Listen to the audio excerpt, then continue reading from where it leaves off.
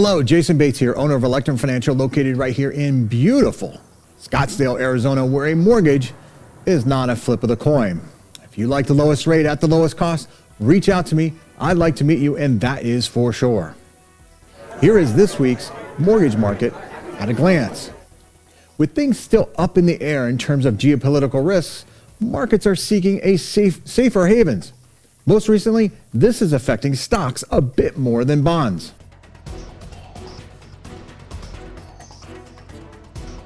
This correlated movement is in line with the conventional wisdom. For example, buy bonds, sell stocks, or vice versa.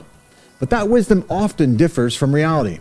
That's especially true over longer time horizons, and truer still when markets are adjusting to a shift in the Fed policy outlook. In other words, rather than promote stock prices and bond yields moving in the same direction, a less friendly Federal Reserve pushes yields higher and stocks lower. It wasn't until this week's geopolitical flare-up that correlation returned.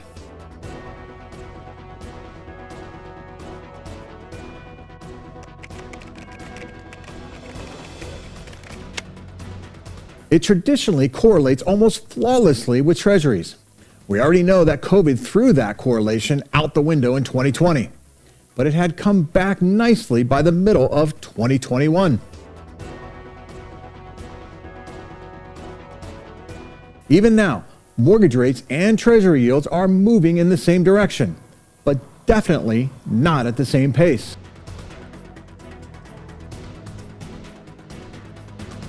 Here's a chart for those that prefer to see the outright levels as opposed to change.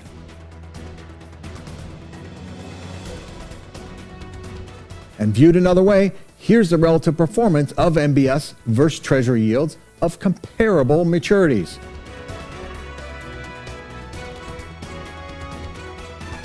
Now here too, blame the Fed.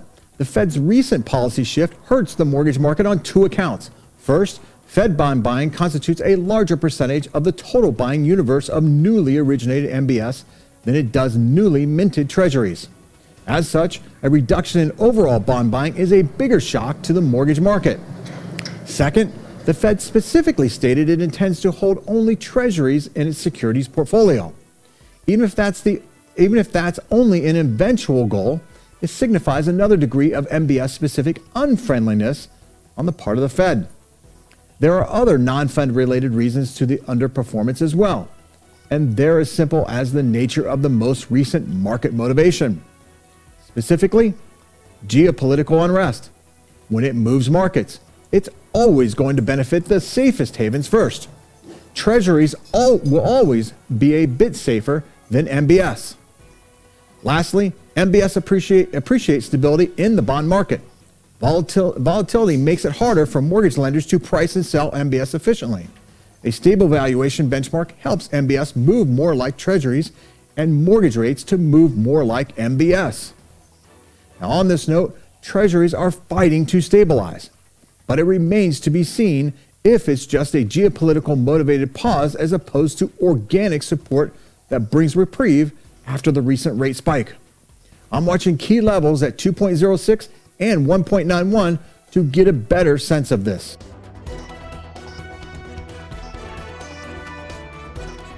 Again, due to the varying levels of performance between the mortgage and treasury markets, the key levels in the 10-year treasuries won't necessarily coincide with any specific mortgage rate, but they can help identify shifts in broad bond market momentum. In terms of broad housing market momentum, I've yet to see the impact of the rising rate environment on January's data. Both sales and construction remain very strong.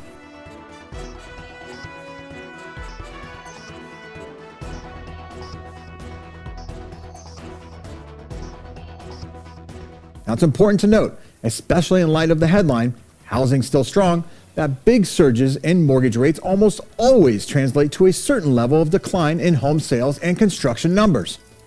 Things could always be different this time around. After all, it has been a very uncommon cycle for many reasons. But the point is simply to account for the possibility that history repeats itself. On a positive note, previous rate spikes have fallen well short of causing any overly burdensome contraction in the housing market. They're easiest to visualize in the previous existing home sales chart in the second half of 2013 and 2018. Small potatoes and the bigger picture. And so there you have this week's mortgage market at a glance. If you'd like to know more, reach out to me. I'd like to meet you, and that's for sure. Thanks for watching, and if you're looking to purchase or refinance a home in Arizona, I'd like to be your broker of choice. Until next time, take care and stay safe.